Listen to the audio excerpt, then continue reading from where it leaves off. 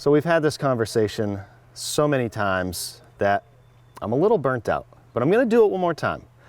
I am not a huge fan of spray foam. I have used it in certain situations. I've had good experiences, I've had poor experiences. So what I'm gonna do for insulation here is I'm gonna add some more fiberglass. You can see there's fiberglass from when I remodeled this bedroom. I tucked it in here. I didn't stuff it in there.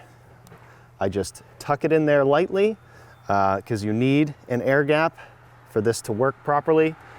The problem I find with spray foam is, first, it makes a mess. Sometimes it expands too much. It'll push out through this trim if I'm not careful. With fiberglass, I know that it's gonna be fine. As soon as I put it in there, it's not gonna do anything. And I'm gonna be sealing this so water isn't gonna get in there regardless, hopefully.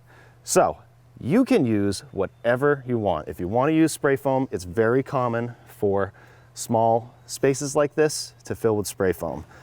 But as long as you're careful with fiberglass, there's nothing wrong with it. As long as you don't jam it in there, you just tuck it in like this. Make sure there's an air gap.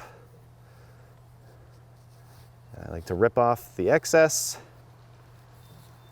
and just fill in that void.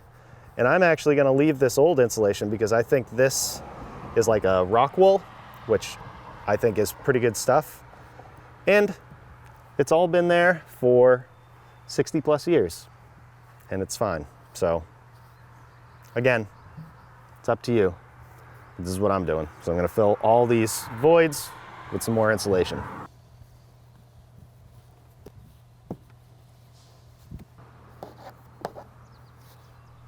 There's some more rock wool down here.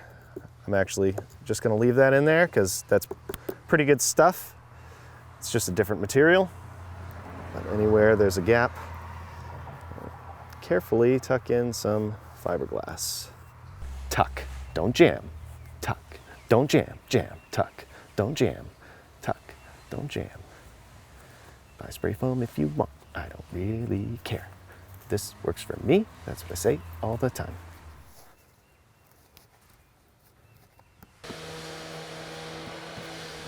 Now I'm gonna go around and make sure all the nails are out, make sure this is all cleaned up, and I have like pieces of caulking like this, caulking and paint.